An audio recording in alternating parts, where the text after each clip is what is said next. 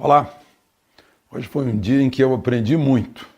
Fui ao Colégio Militar de Brasília, onde se realiza o quarto desafio global do conhecimento. Sobretudo a convivência com a moçada foi excelente. Esse pessoal é realmente um exemplo para as outras escolas brasileiras. Inclusive, eles são representados, todos os anos vai uma equipe para Harvard, imagina só. E vão lá e participam lá de um evento e voltam, né, cheios de conhecimento.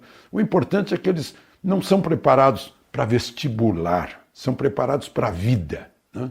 E o vestibular vem atrás, tranquilamente. Foi uma bela manhã em que eu convivi com eles. Vamos ao comentário de hoje. Se você estiver gostando aí, não esqueça de dar o seu like, tá? Vamos lá.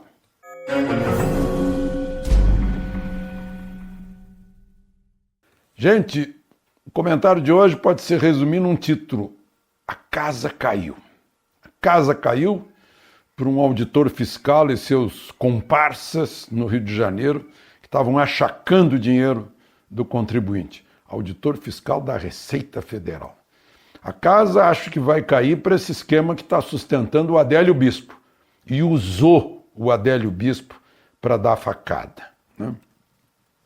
A casa pode cair também para o seu jornalista americano, porque agora a justiça quebrou o sigilo de e-mails entre o Vermelho, os outros que estão presos e o jornalista Glenn Greenwald. E a gente se pergunta, será que o Supremo vai derrubar a casa da Lava Jato? Bom, vamos então aos detalhes desse dia emocionante, já mostrando, o Senado não conseguiu derrubar a casa da reforma da Previdência, mas diminuiu um pouco, em 76 bilhões. Agora, tem um outro lado dessa moeda, significa, eles tiraram essa redução, significa que o pessoal do abono vai ganhar 76 bilhões a mais e o abono subiu um pouquinho de teto. Mais gente vai ser beneficiada com o abono lá da Previdência, da aposentadoria. Enfim, o que o governo esperava que deveria ser 1 trilhão já está em 800 bilhões nos próximos 10 anos. Foi aprovado no primeiro turno por 56 votos a 19 no Senado.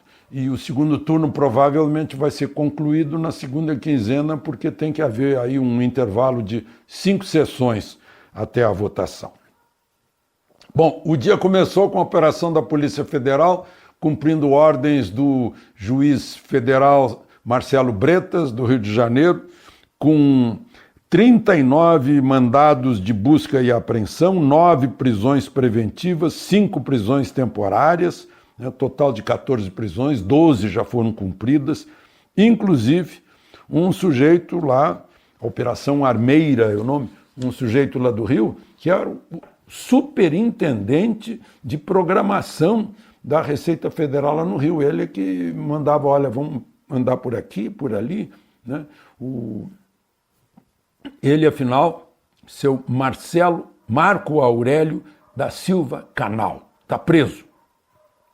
Só da Federação dos Transportes do Rio de Janeiro, que reúne os ônibus do Rio de Janeiro, ele teria levado de propina, ele e o grupo, 4 milhões.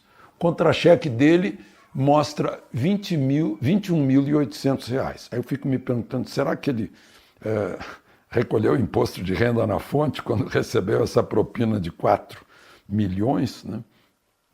Ele pegava o pessoal que estava sendo investigado pela Lava Jato, ia lá, pedia propina, extorquia dinheiro para que não programasse o auditor fiscal lá nas empresas que estava sendo investigado. O sujeito que faz isso, né, usando o poder, acho que tem que ficar o resto da vida na cadeia, né? Pena que não exista prisão perpétua aqui no Brasil.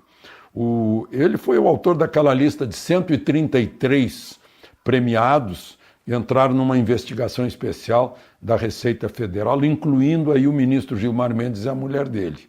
Gilmar Mendes botou a boca no mundo e solicitou providências do Supremo para que não continuasse, porque não haveria nenhuma pista, nenhum motivo, nenhuma indicação, nenhuma evidência, nenhum indício que fizesse com que essas pessoas fossem investigadas. Eu vou lembrar aqui, né, porque está atravessado aqui na minha garganta até hoje, né, que eu paguei 1.340.000 e um ex-secretário da Receita, Everardo Maciel, me disse, olha, é pau mandado para calar tua boca. Né? Era para eu negociar, isso foi lá no governo Lula, para eu negociar, não, então vamos fazer o seguinte, eu não critico o governo e tal, era para isso. Mas a minha boca não tem valor, né? Então eu paguei, já está tudo pago. Né? Bom, isso é um caso. O outro caso é do novo Procurador-Geral da República, já temos, ele já está no cargo, tomou posse às 10 da manhã, o presidente Bolsonaro foi lá prestigiar, foram outras autoridades, presidente da Câmara, do Senado, né? E ele, na véspera, deu uma entrevista dizendo que vai atrás desse caso do Adélio Bispo, que ele não acredita que o Adélio Bispo tenha agido sozinho. Né? Como é que agiu sozinho se está lá na Câmara Federal, se estava lá registrado que ele estava lá, no momento que ele estava em Juiz de Fora dando a facada? Quem foi que providenciou nesse registro? Ora, né? Quem autorizou? Foi um deputado que autorizou, era lá na Câmara dos Deputados. Quem foi? Aí a gente começa a pensar, né? Quem foi que pagou os advogados? Né? Eu me diverti com mais uma postagem do Luciano Hang da Havan, dizendo que ele vai pagar o advogado daquele rapaz que xingou o deputado José Guimarães no avião e que foi preso quando saiu do avião e que o deputado disse que vai processá-lo. O Luciano Hang disse, não, você não vai gastar um tostão, você é meu herói, né? Deixa que eu pago. Bom, mas isso é outro assunto. E então o novo Procurador-Geral da República vai fazer com que o Ministério Público investigue. A Polícia Federal, sim, disse que ele agiu sozinho.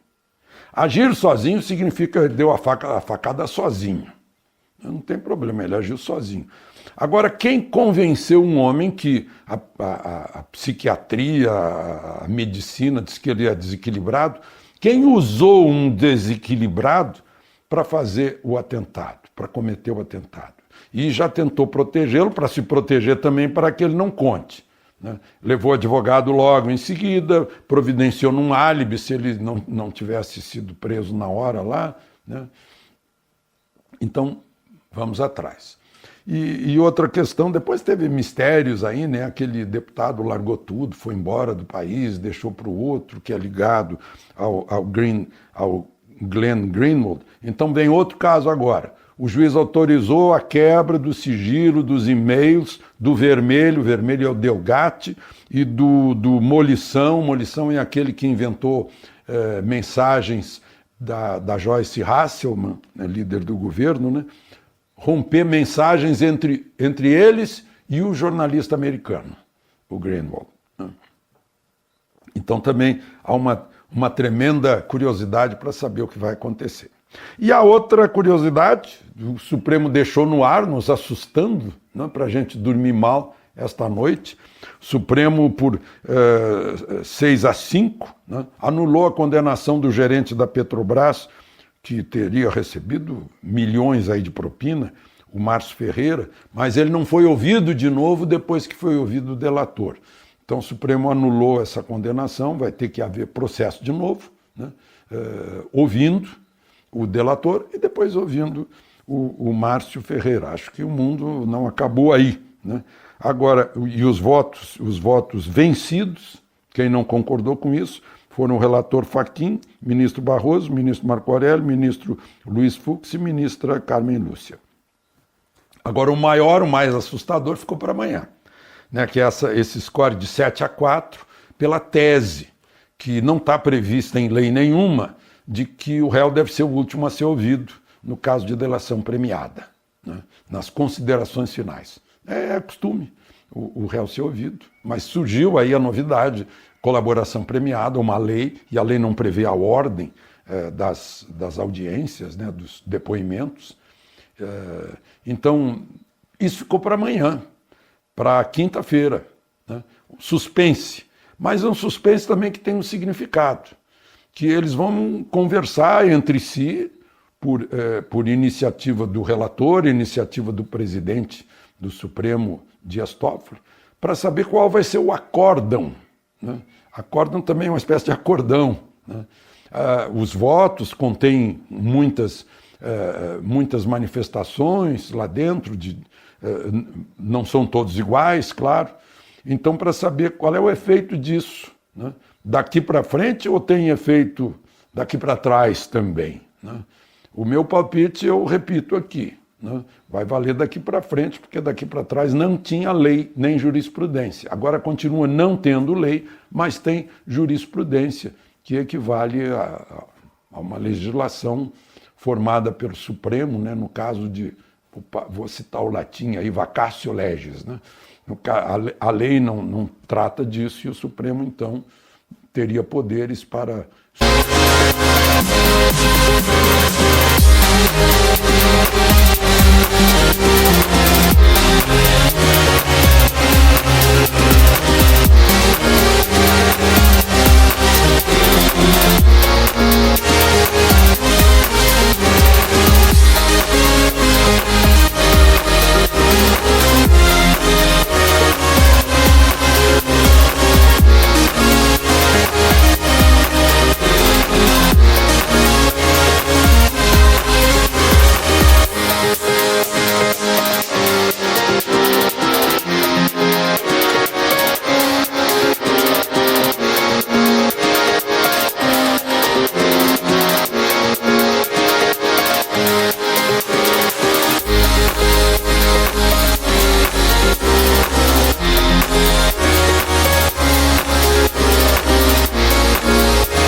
suprir essa vacância da lei.